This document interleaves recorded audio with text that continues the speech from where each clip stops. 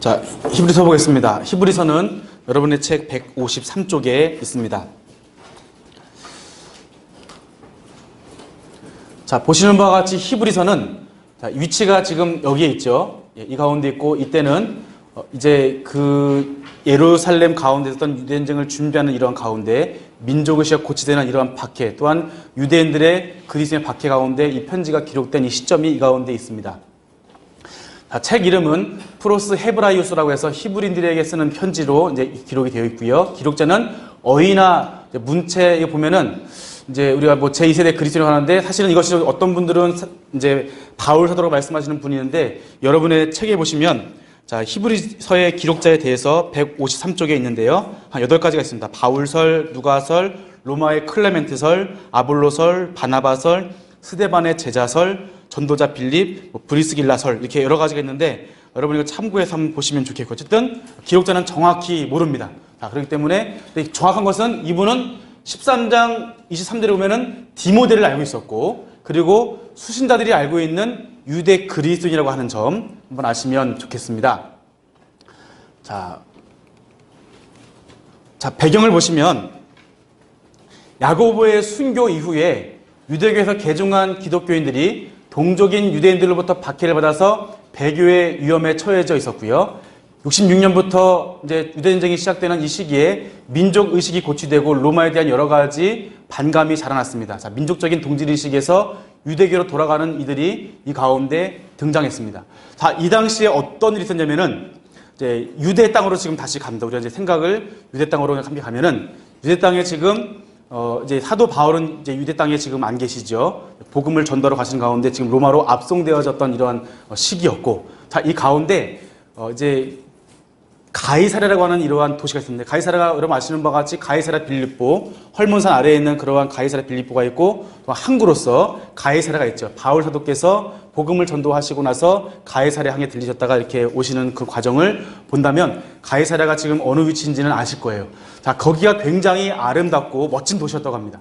자, 왜냐면은 여기가 보통 이제 항구를 만들면 항구는 이 사구를 끼고 뭔가 이렇게 감춰지는 게 있어야 배가 풍랑도 견디고 수 있는데, 여기는 그냥 해변, 모래사장 가운데 가이사랴 이 도시를 만든 거예요. 자, 그러면 왜 만들었냐면은 이때 헤롯이 로마에 잘 보이기 위해서 이제 건축물을 많이 만들었는데, 이것을 가이사랴 황제의 이름을 따서 이 그 가이사랴 항구를 만들고 여기에 어마어마하게 큰 이제 도시를 건설하였습니다. 자, 아무것도 없는 이 모래사장에 도시를 건설하다 보니까 굉장히 많은 자본이 필요했고 굉장히 많은 인력이 이 가운데 필요했습니다. 자, 여기를 따지면 뭐 축구장 뭐 7개, 9개 되는 이러한 큰 도시를 건설하였고, 이 가이사랴 같은 경우는 여러분 여기 이것이 가이사랴에 있는 원형극장, 이것이 이제 가이사랴 도시를 만들 때 있었던 하나의 일환으로서 이 원형극장을 만들었고, 이것이 보이는 게 가이사랴 항구이고 여기가 도시입니다. 이것이 그냥 백사장 가운데 만들어진 것이라고 한다면, 이것을 사람들이 만들었다고 한다면 여러분이 굉장히 힘들고 어렵겠죠. 지금같이 건축술이 발달했던 것도 아니고 사람들이 다 일일이 손으로 이러한 도시를 만들었는데, 이것이 누가 만들었느냐? 바로 유대인의 자금과 유대인의 인력을 가지고 이 도시를 건설한 겁니다. 자, 근데 여기에 헤롯이 여기에 로마 황제를 위한 신전을 여기 만들었어요. 그러면 이것은 누구 겁니까? 로마인들이 보는 입장에서는 이것은 로마의 것이에요. 왜냐면 이거 우리 만들어 준 거고, 또한 총독들이 여기에서 보내기도 하는데, 이거는 로마 여기에 신전을 만들어 준 것은 이것은 우리 거야. 니네가 우리 만들어 준 거 아니니까 이것은 로마 거야라고 하는 이제 로마의 주장이 있었고, 그러면 이제 유대인들은 뭐라 하냐면은 이것은 우리 돈하고 우리의 힘으로 지었는데 이건 우리 거야라고 하는 거예요. 그러다 보니까 이 로마인들과 유대인 사이에 갈등이 있었습니다. 자, 그러던 중에 여기에 가이사랴의 회당이 있었는데, 이 회당 앞에 로마인의 땅이 있었는데, 이 로마인의 땅이 이 사람이 있다 보니까 회당에서 좀 이 땅을 활용하기 힘드니까 이 로마의 땅을 우리에게 팔아라 라고 말하니까 이 땅을 이제 팔지 않는 거예요. 그러면서 오히려 이 가운데 폭동이 일어나게 되었고, 자, 이 일로 인해서 여기에 또 이 로마인들은 여기에다가 작업장을 만들어서 회당 다니는 것을 방해하고, 또 여기서 비둘기로 뭐 제사를 드리면서, 자, 여기서 굉장히 그 유대인들을 농락하는 일들이 이 가운데 벌어지게 되었습니다. 자, 이러한 가운데에서 또 뭐 어떤 일이 생기냐면은 서로 이제 싸우가다 보니까 이 문제를 해결하기 위해서 이제 그 벨릭스에게 가서 이것을 이제 해결해 달라 이렇게 말했는데, 이분이 이것을 해결하지 않고, 이 총독이 해결하지 않고 서로 이것을 이제 유대인을 진압하는 데 그치고 이것을 네로 황제에게 이것을 보냈습니다. 이것이 헬라 땅, 로마 땅입니까? 아니면 유대인의 땅인가 했는데 네로 황제 가니까 네로 황제가 봤을 때 네로 황제 입장에서는 당연히 어디 겁니까? 이것이 로마 거죠. 그러니까 로마 거로 해야 되니까 이것이 해결이 안 되는 거예요. 또 이 가운데서 지금 굉장히 폭동이 일어나고 힘들게 지금 내전이 계속 일어나는 이러한 상황 가운데에서 아까 좀 전에 말씀드렸던 이러한 이 가이사르에 있었던 회당 앞에 있는 이런 일을 통해서 이제 그 당시에 있었던 총독에게 뭐라 그랬냐면은 여기를 우리에게 팔아주십시오. 우리에게 주십시오 하면서 은 8달란트를 주게 되었습니다. 주게 되는데 주다 보니까 이 사람이 이걸 주면 해결해 줘야 되는데 해결하지 않고 저기 사마리아 세바스테로 지금 도망가게 되었어요. 그러다 보니까 이 사람은 은 8달란트를 지금 먹고 이제 튄 거죠. 그래서 이제 사마리아 땅에 거하게 되었고 거기 있는 동안에 유대 지도자들이 함께 가서 우리에게 이걸 주십시오라고 했는데 오히려 이때 이 사람들을 가두고 또 때리기도 하면서 오히려 이 사람이 플루로스라고 하는 총독이 군대를 이끌고 예루살렘에 와서 예루살렘에 있는 이러한 금 13달란트를 갈취해 가고 여기에 있는 부녀자와 어린아이들을 죽였는데 이때 3,600명을 죽이게 되었어요. 다 이러는 가운데에서 이제 유대인이 매일 성전에서 예루살렘 성전에서 로마의 황제를 위해서 제사를 드리는데 제사를 드리는 가운데에 이제 앞으로 66년 6월경에 우리 이제부터 황제를 위해서 제사를 드리지 않겠습니다. 왜냐하면 유대인들은 이 유대의 종교의 이러한 제2 종교의 형식을 갖추고 보호받는 대신에 로마 황제를 위해서 매일같이 제사를 드리는 것을 이제 결정을 했는데 이제부터 제사를 끊게 된다 하니까 로마 입장에 굉장히 기분이 나쁜 거예요. 이걸로 인해서 서로 이제 싸우고 진압하는 과정 가운데에서 크게 일어나면서 이것이 이제 유대 전쟁의 발판이 되었고 이 전쟁이 66년경에 발달되게 되었고 이것이 73년까지 이어지는 7년 동안의 전쟁이에요. 이것을 다른 말로 유대 전쟁이라고 말하기도 하고 이것을 이제 7년 전쟁이라고도 말합니다. 자, 이러다 보니까 이러한 가운데에 유대인들이 보았을 때 유대인들이 그리스도인을 보았을 때 그리스도인은 여기에 지금 상관이 없는 거예요. 그러다 보니까 너희들 지금 우리와 함께 유대인으로 돌아와서 이 성전을 지켜야 되지 않겠느냐, 우리 예루살렘을 지켜야 되지 않겠느냐 하면서 이 유대 안에 봉기가 일어나는 가운데 가만히 들어보니까 너희들이 믿는 그 예수님이 오신다는데 오시지도 않고 우리 지금 유대민족이 굉장히 어렵고 힘든 가운데 있고 지금 로마에 의해서 멸망당할 상황 가운데 있으니까 너희 그리스도인이 지금 돌아온다면 우리가 앞으로 너희를 핍박하지 않을 거야. 빨리 돌아와라고 하면서 지금 이들을 유대교로 지금 돌아올 것을 자꾸 회유하는 겁니다. 이런 회유하는 가운데에서 지금 이 편지가 기록됐다는 것을 아시면 좋겠습니다. 그러니까 기독교인 입장에서는 이 말씀을 들을 때 전적으로 공감이 되는 거예요. 예수님 오시지 않고 특별히 이 가운데 있던 히브리파 유대인들은 이분들은 히브리파 유대인 중에 또 할레파 유대인들은 여기에서 많이 넘어가기도 했습니다. 그러니까 지금 이 교회에 예루살렘 교회에 있는 이 공동체가 와해되어지고 특별히 이때 가운데 아까 말씀드렸듯이 62년경에 야고보 사도가 지금 돌아가셨잖아요. 자, 장로께서 돌아가셨는데 그러다 보니까 초대교회 지도자는 없고 지금 이러한 반란이 일어나기 시작하였고 또한 유대인들은 지금 그리스도인을 핍박하는 가운데에서 자꾸 돌아오면 살려준다고 회유하는 가운데 지금 돌아가게 되는 이러한 상황이 이 당시에 히브리서의 배경이 되어지는 겁니다. 그러니까 지금 예수 그리스도가 유일한 대제사장인 것을 말씀하시면서 예수님을 믿고 굳건한 믿음에 산다는 것을 히브리서에서 말씀해 주고 있습니다. 이것이 이제 로마의 수교입니다. 이제 수교. 이 위에는 이제 이런 수로가 흐르는 거죠. 다리에서 갈멜산에서 이 물을 끌어와서 지금 가이사랴까지 약 13km 되는 이러한 거리에서 이 수로를 끌고 와서 지금 됐다는 거예요. 이거 다 누가 만들었습니까? 유대인이 만든 건데 지금 이러한 건축물들을 보시게 됩니다. 자, 기록 연대는 62년부터 66년경이에요. 왜냐면 지금 교회가 굉장히 하나 되지 못하고 흩어지는 이러한 가운데. 그러니까 누구냐면은 야고보 장로께서 돌아가신 이유가 되겠죠. 그분께서 62년경에 순교당하셨으니까. 그러니까 여기 지금 예루살렘 교회에 지도자가 없는 점. 그리고 여기에 7년 전쟁에 대한 언급이 없다는 점. 이걸 보았을 때 62년부터 66년 이 사이에 기록되지 않았을까라고 보면서 62년부터 66년을 기록 연대로 잡습니다.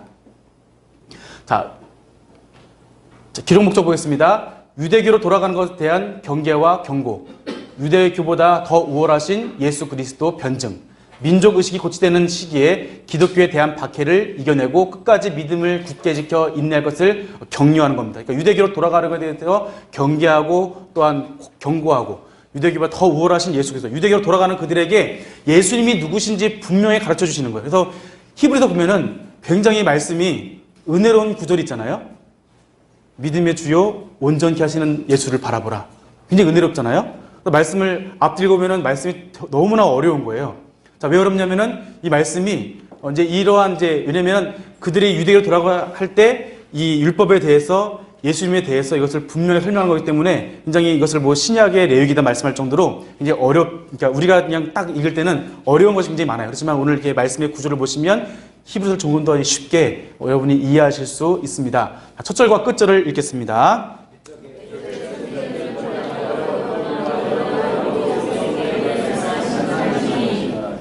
끝절 읽겠습니다. 은혜가 너희 모든 사람에게 있을지어다. 자, 옛적에는 선지자 말씀하시면 이제는 우리가 그의 아들을 통해서 이 말씀 받았다. 그리고 마지막에는 이제 축도를 하면서 이 말씀을 마치는 경우 이제 마치게 됩니다. 자, 이 가운데에서 이제 예수 그리스도가 누구신지, 이 히브리서에서 예수 그리스도가 누구신지, 이분이 어떤 분인지를 분명하게 말씀해 주십니다. 자, 세 가지 기둥되어 있죠. 첫 번째는 하나님의 아들의 우월하심, 두 번째는 그리스도의 사역의 완전성, 그 다음에 그리스도인의 믿음 생활의 권면. 자, 이 말씀 마찬가지로 끝에 무엇이 있습니까? 우리가 그리스도인은 이렇게 살아야 되는 것을 여기서 말씀해 주십니다. 하나님의 아들의 우월하심, 하나님의 아들의 7가지 특징이 있고요. 그 다음에 천사보다 우월하신 그리스도, 그다음에 그리스도의 사역의 완전성에서는 하나님의 집을 맡으신 그리스도다. 모세보다 뛰어나신 분이다. 그 다음에 두 번째는 완전한 대제사장 예수 그리스도. 이분은 아론보다 뛰어나신 분이다. 그 다음에 새 언약을 이루신 그리스도. 완전한 제물이 되신 그리스도. 그래서 우리가 예수님의 단번에 죽으심을 제사를 드리면 우리가 과거와 현재의 미래의 죄가 다 해결되는 이런 걸 통해서 이제는 누구만 믿어야 된다? 예수님을 믿어야 된다. 그럼 예수님 믿어야 되면 어떻게 살아야 된다? 이렇게 살아라라고 말씀해 주는 내용이 히브리서의 내용임을 우리가 볼 수 있습니다. 자, 사도들은 증거할 때 예수 그리스도를 증거했죠. 자, 그래서 그분의 사역과 신분에 대한 관심과 이제 증거들이 있었는데, 사도행전에서는 베드로, 스데반, 바울의 이러한 설교 속에서 그리스도께서 누구신가 또는 예수 그리스도께서는 무엇을 하셨는가에 대해서 말씀하십니다. 하나님께서는 예수 그리스도를 통해서 무엇을 이루셨는가에 초점 맞춰져 있고, 이것이 사도들의 가르침이었습니다. 반면에 이것을 부정하는 거짓 교사들, 특별히 우리가 이제 말하고 있는 율법주의자들, 그다음에 영지주의자들, 이런 것이 적그리스도가 있는데, 예수님의 가르침을 부정하는 이들, 이 가운데서 우리 히브리서 기자는 이 가운데 예수 그리스도가 누구신지를 분명히 말씀하시면서 그분의 사역, 그분의 십자가의 부활과 승천, 그리고 그의 재림에 대해서 변증하고 있습니다. 즉 예수 그리스도의 완전하심과 그분의 완전하심, 또 그의 사역의 완전하심에 대한 변증이 히브리서입니다. 다시 말하면 히브리서는 하나의 설교 같은 이제 서신입니다. 그들이 지금 율법에 대한 오해, 또한 유대교로 돌아가라고 할 때 그 레위기 말씀을 가지고 재해석하면서 너희들 이렇게 살아라고 하는 하나의 이러한 설교문이라고 여러분이 이해하시면 되겠습니다. 자, 먼저 하나님의 아들의 7가지 사실이 있습니다. 말씀을 읽어보겠습니다. 옛적의 선지자를 통하여 여러 부분과 여러 모양으로 우리 조상들에게 말씀하신 하나님이 이 모든 마지막 날에 아들을 통하여 우리에게 말씀하셨으니 이는 그 아들을 만유의 스승으로 세우시고 또 그런 말미암아 모든 세계를 지으셨느니라. 이는 하나님의 영광의 강체이시요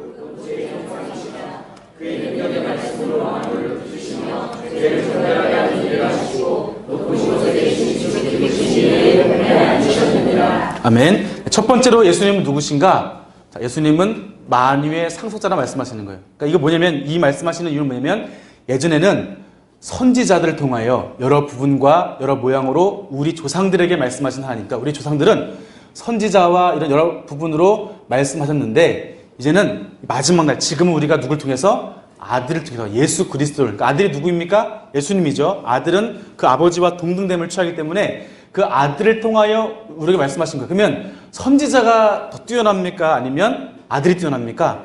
예전에는 선지자들, 우리 조상들은 선지자의 말씀 들었지만 너희들은 누구에게? 아들에게 친히 말씀을 듣는 사람들이야. 뭐라 하시면은 그분은 누구십니까? 만유의 상속자. 상속자가 누구시죠? 예수님이시죠. 그 다음에 두 번째로 그를 말미암아 모든 세계를 지으셨고, 그러니까 예수님께서 모든 세계를 지으셨고, 세 번째로는 그분은 하나님의 영광의 광채이시고, 네 번째는 그 본체의 형상이시고, 다섯 번째는 그의 능력의 말씀으로 만물을 붙드시고 죄를 정결하게 하시는 일을 하시고 높은 곳에 계신 지극히 크고 크신 이의 우편에 앉으시니라. 이분이 누구다고요? 예수 그리스도. 다시 말하면 이분이 누구 같아요? 하나님이시라는 것을 여기서 말씀해 주십니다. 자, 그래서 동족의 박해와 예수 그리스도를 떠나 유대교로 돌아가려고 하는 이러한 배교의 유혹 가운데 있는 그들에게 예수님께서 누구신지 말씀해 주십니다. 자, 예수님께서 그들이 돌아가려는 유대교보다 이 기독교가 더 우월하고 뛰어난 것을 지금 말씀해 주십니다. 사실은 이 다른 설명이 필요 없죠. 예수님이 하나님의 아들이라면 끝나는 것이고 예수님은 어떻게 감히 피조물과 비교하겠습니까? 그렇지만 굳이 이렇게 비교하는 이유가 있다면 그들이 그 잘못된 깨달음에서 돌이켜서 다시 예수 그리스도로 그들이 유대교로 떠나가는 걸 돌이켜 다시 예수 그리스도께 오는 것을 지금 권면하기 위해서 굳이 비교하기 위해서 이렇게 하는 것을 우리가 볼 수 있겠습니다. 자, 단 하나의 명제, 그분이 하나님의 아들이라는 것, 그분이 곧 하나님처럼 끝나는 것 되시지만 이렇게 비교해서 그분, 우리가 예수님으로 충분하다는 것을 여기서 말씀해 주십니다. 그러면서 뭐가 있느냐, 또 천사보다 우월하신 그리스도가 있습니다. 자, 읽어보겠습니다. 그가 천사보다 뛰어남은 그들보다 더욱 아름다운 이름을 기업으로 얻으심이니 하나님께서 어느 때나 천사 중에 누구에게 너는 내 아들이라 오늘 내가 너를 낳았었다 하셨으며 또 다시는 나는 그에게 아버지가 되고 그는 내게 아들이 되리라 하셨느냐. 또 그가 마다들을 이끌어 세상에 다시 돌아오게 하실 때에 하나님의 모든 천사들은 그에게 경배할지어다 말씀하셨으며 그 천사들의 바람으로 그의 사역자들을 불꽃 삼으셨느니라 하셨을 때 아멘. 여기까지 보겠습니다. 천사가 뛰어난 것은 뭐냐면, 자, 하나님께서 언제 천사에게 너 내 아들을 말한 적이 없다는 거예요. 근데 예수님은 하나님의 아들이라는 것을 말씀해 준 겁니다. 그러니까 뭐예요? 천사보다 예수님께서 우월하신다는 것을 말씀해 주십니다. 자, 유대인들은 천사를 믿고 천사를 숭배했습니다. 왜냐하면 천사가, 이제 우리가 알 때 천사가 하나님의 사자 이렇게 이해하시면 돼요. 하나님의 사자로서 하나님의 말씀을 받아서 인간에게 전해 주었기 때문에 천사를 숭배했습니다. 그런데 하나님의 말씀은, 여기서 하시는 말씀은 예수님은 천사보다 더 뛰어나시다고 말씀하십니다. 그리고 하나님께서 천사에게는 이렇게 너는 내 아들 말씀하신 적이 없지만, 자, 예수님께서 이제 뭐냐면은 천사는 하나님의 경배 대상이라는 거니까, 그러니까 천사는 말 실수했죠. 네, 예수 그리스도께서는 천사의 경배를 받으실 분이라고 하는 거예요. 그들이 천사인데, 그러니까 유대인들이 천사를 숭배하는 이인데 너희들이 숭배하는 그 천사는 사실은 하나님께 경배해야 되는 존재야라는 것을 여기에서 말씀하십니다. 자, 또한 아까 말씀하신 것처럼 천사들에 관해서는 천사들을 바람으로 사역자들을 불꽃으로 삼으셨느니라. 바람, 불꽃 어떤 겁니까? 사라지는 거죠. 자, 이 하나님 부르시는 영인데 이들은 결국 바람처럼 불꽃처럼 영원하지 않고 사라지게 되는 거라고 말씀하십니다. 자, 8절 말씀 읽겠습니다. 아들에 관하여는 하나님이여 주의 보좌는 영영하며 주의 나라의 규는 공평한 규이니이다. 아멘. 여기서 말하는 규, 이것은 지팡이인데요. 이것은 결국 예수님께서 세상을 영원히 통치하신다는 그러한 말씀입니다. 자, 14절 말씀 읽겠습니다. 모든 천사들은 섬기는 영으로서 구원받은 천사들을 위하여 섬기라고 보내심이 아니냐. 천사들은 뭐라고요? 섬기는 영이다. 예수님을 구원받은 성도들을 위해서 섬기라고 보내신 이 존재가 천사라고 하는 것을 말씀하고 있습니다. 그러면서 우리가 이 들은 복음에 대해서 더욱더 유념하라고 말씀하십니다. 자, 1절 말씀 읽겠습니다. 그러므로 우리는 들은 것에 더욱 유념함으로 우리가 흘러 떠내가지 않도록 함이 마땅하니라. 천사들을 통하여 하신 말씀이 견고하게 되어 모든 범죄함과 순종하지 아니함이 공정한 보응을 받았거든 우리가 이같이 큰 구원을 등한히 여기면 어찌 큰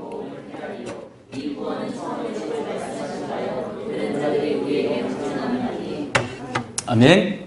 하면서 보시면 우리가 들은 것, 그러니까 우리가 복음 들었을 때 예수 그리스도 들은 것을 가지고 더욱 유념함으로 우리가 흘러가지 않도록 하라. 어디로 흘러가지 말라고요? 유대교로 흘러가지 말도록 하라는 거예요. 그러면서 천사를 하신 말씀을 이제 듣고서 범죄하면은 어떻게 했어요? 공정한 보응 받았거든. 그러니까 천사, 예수님보다 더 낮은 존재인 이러한 천사의 말씀을 어겨도 공정한 보응을 받았는데 만약에 너희가 이 큰 구원, 예수 그리스도의 이 구원을 등한시 여기면 그 보응을 어떻게 감당할래? 라고 지금 말씀하시는 겁니다. 자, 그렇게 하시면서 이제 천사보다 잠시 동안 우리 못하게 하시면 어떻게 하는 겁니까? 자, 읽겠습니다. 고난 받으심으로 시작. 죽음의 고난 받으심으로 말미암아 영광과 존귀로 관을 쓰신 예수를 보내니 행하심은 그 은혜를 말미암아 모든 사람을 위하여 죽음을 맛보려 함이라. 18절 읽겠습니다. 그가 시험을 받아 고난을 당하셨은즉 시험 받는 자들을 능히 도우실 수 있느니라. 아멘. 자, 예수님께서 이렇게 우리의 시험 당하였은즉 시험 당하는 자를 도우실 수 있다는 거예요. 그러니까 하나님께서 천사보다 낮은 자녀를 잠깐 세상에 보내심은 이분께서 고난 당하신 다음에 고난받은 자로서 우리와 함께 고난받는 자들을 위로하실 수 있고 이분들을 능히 도우실 수 있는 분이라는 것을 나타내기 위해서 예수님이 잠시 천사보다 못한 존재로 오셨다는 것을 여기서 말씀하십니다. 그래서 이제 그리스도의 사역의 완전성에 대해서 말씀하십니다. 자, 예수님께서 이 땅에 오셔서 하신 사역을 의미하는데 마태복음 12장에 보면은 포도원의 그 비유에 있죠. 주인이 포도원의 그 농부에게 이제 그 셈을 계산하기 위해서 처음에는 종을 보냈죠. 종을 보냈는데 종을 능욕하고 머리를 상하게 하고 때리고 심지어 죽이기까지 했는데 마지막에는 그들이 이제 내 아들을 보내면 존대하고자 하여서 그 아들을 보냈지만 그 아들까지 죽이는 이 사람들. 왜냐면 그 아들이 상속자이기 때문에 그 상속자를 죽이면 그것이 우리의 것이 되리라 하여서 그 아들을 죽였다는 건데 그 아들이 누구냐? 예수 그리스도라는 것을 예수님께서 말씀하셨죠.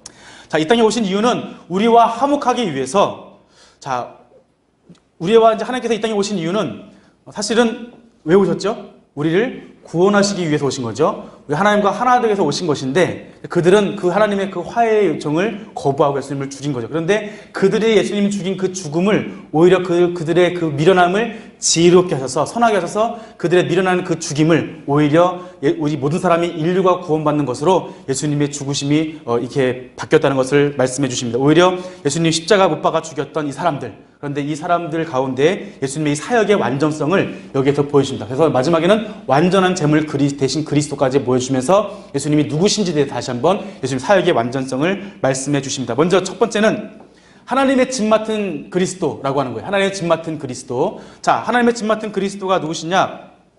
하나님의 집은 성전입니다. 구약에서는 이 성전이 처음에 성막으로 시작했죠. 자, 이것은 교회를 의미하며 곧 우리를 의미합니다. 자, 유대인들은 모세를 굉장히 중요하게 여겼습니다. 하나님 집 맡은 자가 누구였냐? 원래는 모세였지만 예수님께서는 이 모세보다 뛰어나신 분이라는 것을 여기서 말씀하십니다. 모세는 그 집에서 종으로 신실하였고 예수님께서는 하나님의 집을 맡은 상속자로서 신실하였다. 그러니까 모세는 종이고 예수님은 상속자인 거예요. 누가 더 높으십니까? 예수님 높으심을 여기서 말씀해 주십니다. 그래서 우리가 예수님을 굳게 믿으면 우리가 그의 집이 되고 주께서 우리를 맡아 주권하신다는 것을 말씀하십니다. 또 모세보다 뛰어나신 분을 말씀하시면서 자, 그러므로 이제 박해와 유혹 가운데 있는 그들에게 예수님을 굳게 잡아야 함을 여기서 말씀하십니다. 우리가 처음에 가졌던 이러한 믿음을 지키면 그리스도 안에서 모든 것을 누린다고 말씀하십니다. 자, 그래서 이제 또 말하는 것은 제사장은 이제 속죄제를 드리죠. 하나님께 속죄 드려서 우리의 죄를 사하죠. 그런데 이 제사장은 누구냐? 제사장은 하나님과 우리와의 이러한 관계를 회복하기 위해서 제사를 드려야 되는데 이 제사를 주관하는 자가 제사장이었어요. 그러면 제사장이 타락하면 회복될 길이 없는 거잖아요. 그러니까 제사장은 굉장히 중요한 인물이었어요. 제사는 또 우리에게 굉장히 중요합니다. 제사를 통해서 죄인인 우리가 하나님을 만날 수 있는 거예요. 그래서 우리가 제사를 드려야 되고 우리가 정결하게 되고 하나님과 함께 동행동가는 거룩한 삶으로 살아가야 되는데 근데 이 제사장조차도 자기가 이 제사를 드릴 때에는 뭐 하냐면은 자기가 자기를 위해서도 제사를 드려야 되는 거예요. 왜냐면 정결하게 제사를 드려야 되니까 다시 자신의 죄를 속죄한 다음에 백성을 위해서 속죄할 수 있다는 것을 이제 보게 됩니다. 자, 이제 이렇게 하는 가운데 예수님께서는 그런데 죄가 없으시기 때문에 제사장과 같이 자신의 죄를 사한 다음에 우리를 죄를 위해서 제사장 역할을 하지 않으셔도 된다는 거예요. 그러니까 죄가 없으시기 때문에 그냥 단번에 이 모든 우리의 제사장으로서 역할을 하신다는 것을 우리 가운데 말씀하십니다. 대제사장은 1년에 한 번 지성소에 들어가서 백성을 위해서 속죄제를 드리는데 예수님께서는 그냥 우리가 모든 죄를 사해 주신다는 분인 것을 우리가 알 수 있습니다. 자, 그런데 이때 예수님께서 이 모세보다 더 앞선 것을 말씀하시기 앞서서 뭐가 있냐면은 모세가 어디서 나왔죠? 모세가 레위 지파죠. 레위 지파는 누구의 후손입니까? 아브라함의 후손인데, 자, 아브라함의 후손인 이 아브라함이 멜기세덱에게 노량물의 10분의 1을 주었고, 멜기세덱이 아브라함에게 축복을 해주었죠. 축복을 해주었는데, 그러면 축복을 해주는 자가 높은 자냐, 아니면 받는 자가 높은 자냐? 축복을 해주는 자가 높은 자라는 거죠. 그분은 평강의 왕이라고 말씀하신 그 살렘왕, 평강의 왕 멜기세덱. 근데 이분이 아브라함보다 높다는 거예요. 그런데 오히려 이분은 아브라함에게 뭐 했어요? 10분의 1을 받았다는 것을 말씀해 주는 거죠. 그런데 이 레위인 제사장도 자신의 소득의 11조를 하나님께 드려야 되는데 이 멜기세덱은 11조를 오히려 받는 분이라는 거예요. 그러니까 이 멜기세덱과 아론보다 그 제사장 첫 번째 제사장인 아론보다 누가 높으시다고요? 예수 그리스도께 높으신다는 것을 말씀해 주는 것을 우리가 볼 수 있습니다. 그러면서 이제 완전한 대제사장이신 예수 그리스도를 말씀해 주고 있고요. 자, 그 다음에는 이제 새 언약을 이루신 그리스도에 대해서 함께 말씀을 보겠습니다. 7절, 8절 말씀을 함께 우리 읽어보겠습니다. 저 첫 언약이 무음하였더라면 둘째 것을 요구할 일이 없었으려니와 그들의 잘못을 지적하여 말씀하시되 주께서 이르시되 볼지어다 날이 이르리니 내가 이스라엘 집과 유다의 집과 더불어 새 언약을 맺으리라. 아멘.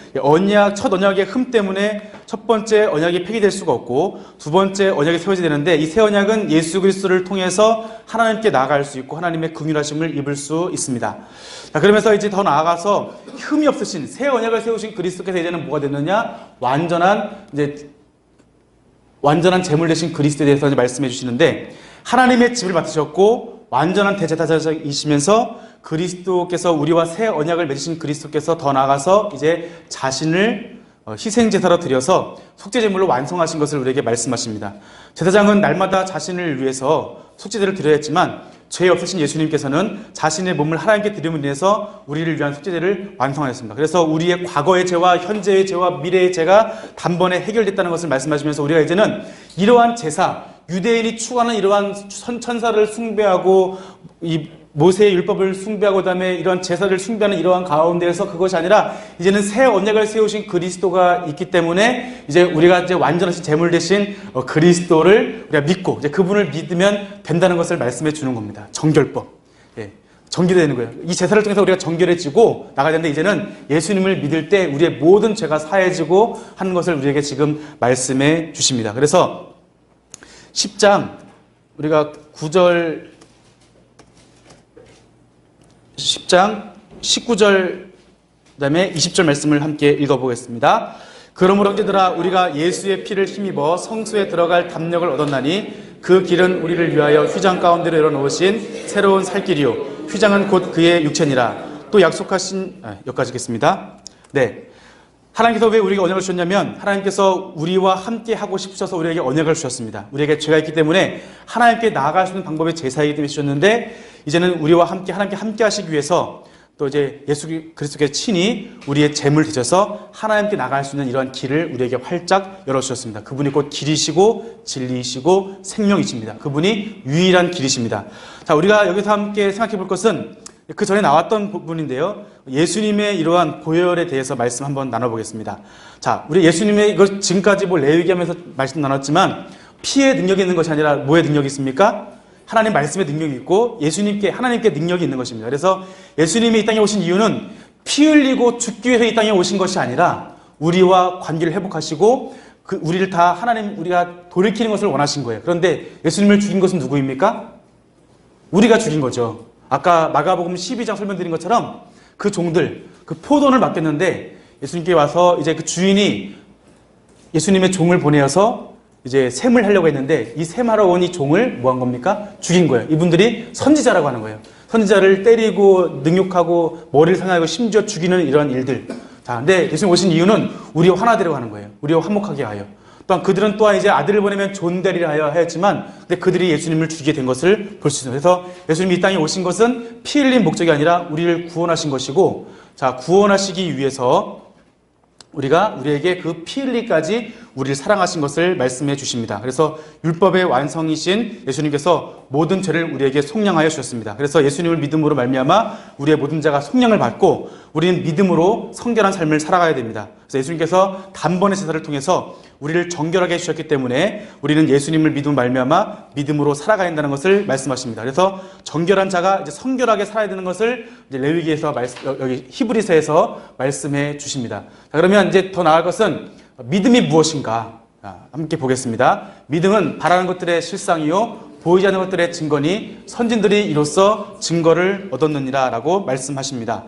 자, 믿음의 선지들이 보이지 않는 가운데 하나님의 약속을 신뢰하고 확신하듯이 성도들도 믿음을 가지고 가라고 지금 권면합니다. 아브라함이나 에녹이나 노아나 다윗도 예수 그리스도가 누군지 몰랐지만 그들도 하나님 믿는 그 믿음을 나갔을 때 예수 그리스도의 은혜로 구원받은 것처럼 너희들의 지금 고난이 있고 박해가 있고 유혹이 있는 가운데 믿음을 가지고 살아가라고 우리에게 권면하십니다. 히브리서 13장 33절부터 40절 보면은 여기서 지금 나와 있는 이들의 지금 고난과 고통에 나와 있습니다.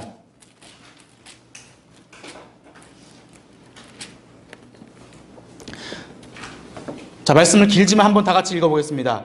히브리서 11장 32절부터 40절 말씀입니다. 내가 무슨 말을 더하리요? 기드온, 바락, 삼손, 입다, 다윗 및 사무엘과 선지자들의 일을 말하려면 내게 시간이 부족하리라.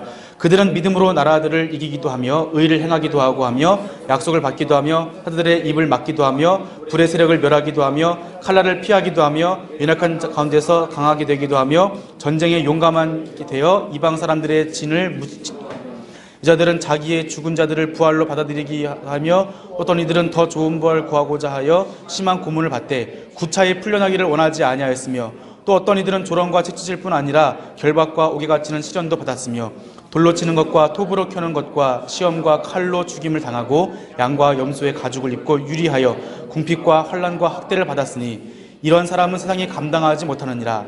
그들이 광야와 산과 동굴과 토굴에 유리하였느니라. 이 사람들은 다 믿음으로 말미암아 증거를 받았으나 약속된 것을 받지 못하였으니 이는 하나님이 우리를 위하여 더 좋은 것을 예비하셨은즉 우리가 아니면 그들로 온전함을 이루지 못하게 하려 하심이라. 아멘.